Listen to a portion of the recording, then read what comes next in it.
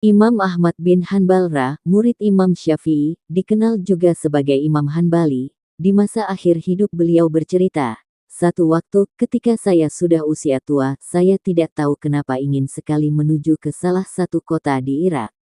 Padahal tidak ada janji sama orang dan tidak ada hajat.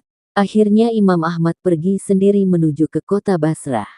Beliau bercerita, saat tiba di sana waktu Isya, saya ikut salat berjamaah Isya di masjid, hati saya merasa tenang, kemudian saya ingin istirahat. Begitu selesai salat dan jamaah bubar, Imam Ahmad ingin tidur di masjid.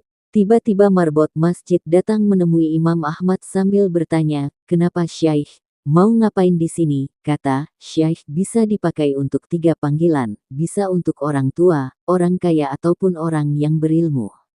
Panggilan Syaikh di kisah ini panggilan sebagai orang tua, karena Imam Ahmad kelihatan sebagai orang tua. Marbot tidak tahu kalau beliau adalah Imam Ahmad. Dan Imam Ahmad pun tidak memperkenalkan siapa dirinya.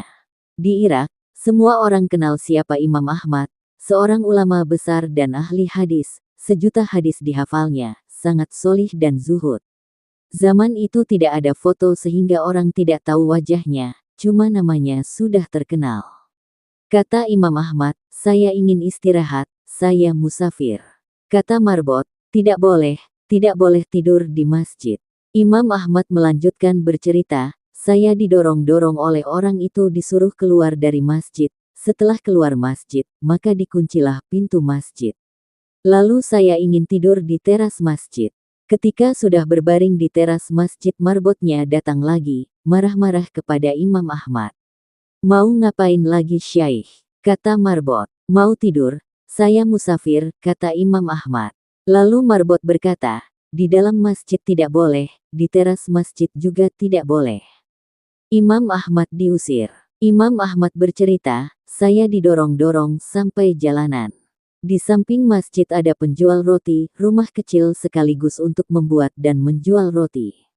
Penjual roti ini sedang membuat adonan, sambil melihat kejadian Imam Ahmad didorong-dorong oleh marbot tadi.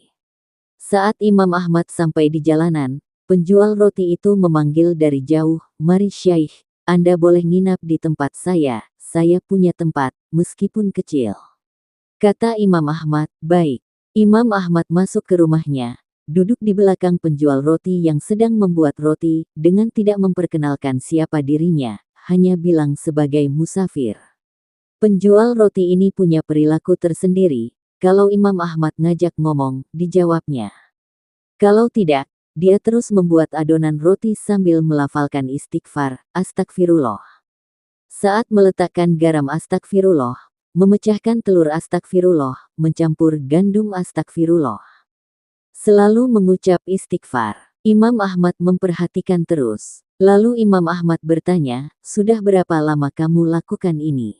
Orang itu menjawab, "Sudah lama sekali Syaikh, saya menjual roti sudah 30 tahun, jadi semenjak itu saya lakukan."